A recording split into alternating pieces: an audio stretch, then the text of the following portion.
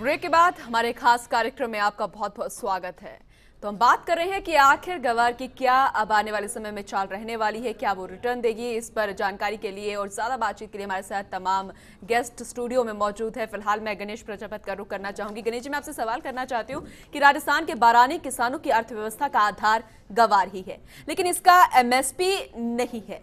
क्या कहना चाहेंगे कि अब आज किसानों को उनकी पड़ताल भी मौजूदा भावों पर नहीं मिल रही है?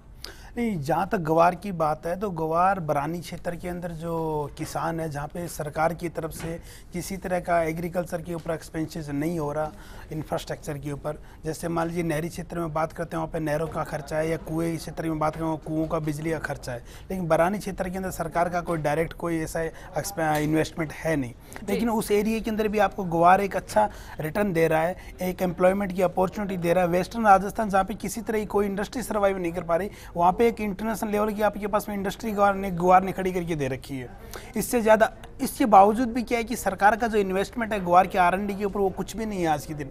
नहीं तो प्राइवेट जो इसका जो प्लेयर है, जो ग्वार के अंदर मैन्युफैक्चरिंग कर रहे हैं, प्रोसेस जो इंडस्ट्रियलिस्ट है, उनका भी R&D पे इन्वेस्टमेंट नहीं। इसकी बजाय जो गवर्नमेंट को जो इससे अर्निंग होती है, फॉरेन एक्सचेंज आता है, उसका किसी तरह का कोई इन्वेस्टमेंट इसके ऊपर नहीं है। सुनील जी, कि गंवार गम की एक्सपोर्ट डिमांड आप किस तरह देखते हैं, किस लेवल पर आ सकती है डिमांड, जो काफ़ी लंबे समय से ख़त्म सी है या बहुत ज़्यादा कम हो गई है?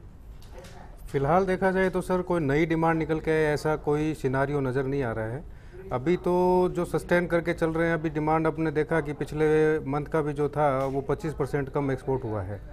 तो इन हालातों में नई डिमांड जब तक निकल के नहीं आती, तब तक इस इंडस्ट्री को हर बार की तरह इसी तरह नुकसान का ही घर देखना पड़ेगा। अभी फ़िलहाल के लिए कोई डिमांड नज़र नहीं आ रही है। प्रवीण जी, हमने बात करी थी गंवार सीड के लेवल की। अब जो गंवार गम में निवेश करना चाहते हैं, उनके लिए आपको क्या संभावनाएं दिखाई देती है? देखिए, गंवार सीड से ही गंवार गम बनता है, और जो है अभी हाल फिलहाल कौरमे की डिमांड ज़्यादा है बजाय गम के। इस वजह से सीड का और जो गंवार गम का जो रेशियो है वो काफ़ी कम हुआ। वो पहले 2.5 से ऊपर हुआ करता था, अभी वो 1:2 के अंदर है। तो आई थिंक कि ग्वार ज़्यादा बेटर है बजाय हाल फिलहाल, जब तक कि एक्सपोर्ट की डिमांड नहीं आए गम में इन्वेस्टमेंट करने के लिए। मुझे ग्वार सीड ज़्यादा अच्छा लगता है। अच्छा, गणेश जी, बात ये कि देखिए कोरमा और गंवार सीड के भाव लगभग बराबर आ चुके हैं जी, बहुत ज़्यादा उनमें डिफरेंस नहीं है। और पिछली बार हमने देखा कि कई बार तो ऐसा लगा कि कोरमा उससे ऊपर जाता हुआ दिख रहा है जी। कोरमा इंडस्ट्री का भविष्य आपको कैसा नज़र आ रहा है? नहीं, कोरमा इंडस्ट्री का जो भविष्य है, जो स्पेशली जो वेस्टर्न कंट्रीज है जहाँ के ऊपर मीट प्रोडक्शन के ऊपर ज़्यादा काम होता है, तो मीट प्रोडक्शन के अंदर इसका कोरमे का अच्छा यूज होता है। जो इसमें कैटल के जो उसमें भी होता है, जो बर्ड्स होता है उसमें भी यूज कर रहे हैं। पर मोस्टली क्या है, कैटल के अंदर जो मीट प्रोडक्शन करते हैं तो उसी के में इसके अंदर यूज होता है। और उसकी जो एक्सपोर्ट डिमांड है वो धीरे धीरे बढ़ रही है। उसका रीज़न सबसे बड़ा ये है कि इसके जो प्रोटीन कंटेंट होता है वो आपका 56-58 % तक ड्राई मैटर के अंदर होता है।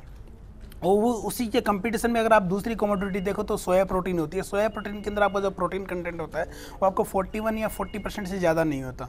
तो उस हिसाब से देखिए ग्वार जो कोरमा है वो आज भी सोया प्रोटीन से सस्ता है, लेकिन प्रोटीन कंटेंट के हिसाब से सोया प्रोटीन से कहीं ज़्यादा है उससे।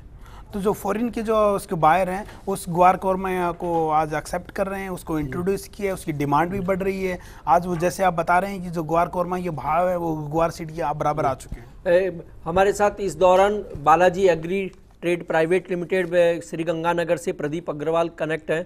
प्रदीप जी, आपका स्वागत है हमारे इस खास कार्यक्रम गंवार पर। धन्यवाद सर। गंवार कॉम्प्लेक्स में इन दिनों एक अच्छा करंट आया हुआ है, क्या कहेंगे आप इस तेजी पे? क्या ये आर्टिफिशियल है या वास्तविक डिमांड पर हुई है तेजी? एक्चुअली में ये जो ग्वार के भाव में अभी जो करंट आप देख रहे हैं, ये जो रीजन है, ये जो अभी सोइंग के डाटा आ रहे हैं वो काफी कम आ रहे हैं जी। अभी जो फार्मर्स है उनका रुझान ग्वार की तरफ बिल्कुल नहीं है भावों को देखते हुए। ये गंगानगर हनुमानगढ़ बेल्ट जो है वो गंवार का काफी बड़ा एक उत्पादन का क्षेत्र है। इस बार क्या है वहाँ बिजाई का हालचाल या किसानों का मानस क्या है? सर, गंगानगर डिस्ट्रिक्ट में लास्ट ईयर करीबन 3,50,000 हेक्टेयर में जो बिजाई आई थी ग्वार की, उसके मुकाबले अभी तक सिर्फ 45,000 हेक्टेयर में ही बिजाई हुई है, जो कि एक बहुत बड़ा डेफिसिट है। और मेरा ये मानना है कि ये जो बिजाई के आंकड़े आ रहे हैं, ये कहीं ना कहीं आगे जाके ग्वार को के जो भाव है उसके अंदर काफी ज्यादा अच्छा रहेगा। नहीं तो आपके बेल्ट के जो किसान है वो गंवार छोड़ के किस कमोडिटी पे ज्यादा बुआई पर ध्यान दे रहे हैं? सर मूंगफली है, नरमा है, कपास है, इनकी तरफ काफी ज्यादा रुझान चल रहा है। तो इस समय जो गंवार में निवेश करना चाहते हैं उन्हें आप क्या राय देंगे?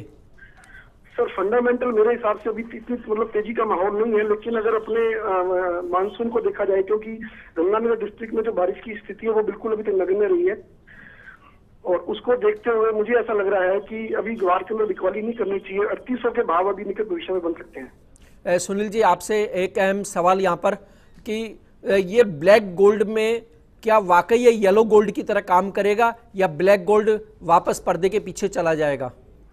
देखिए सर, इसमें सबसे अहम बात मैं ये कहना चाहूँगा, 2011-12 के अंदर जो तेज़ी हुई थी, अगर एक बार उस 2011-12 के सिनारियों को अगर अलग करके देखा जाए तो ग्वार, गम और ग्वार वो अपने पुराने भावों के ऊपर ही हैं। लेकिन जो अभी सिचुएशन चेंज हुई है वो ये है कि इसमें निवेशकों का रुझान जो है वो कंटिन्यू बनता रहता है। तो निवेशक क्या है कि एक लेवल पे अपना प्रॉफिट बुकिंग करते रहते हैं।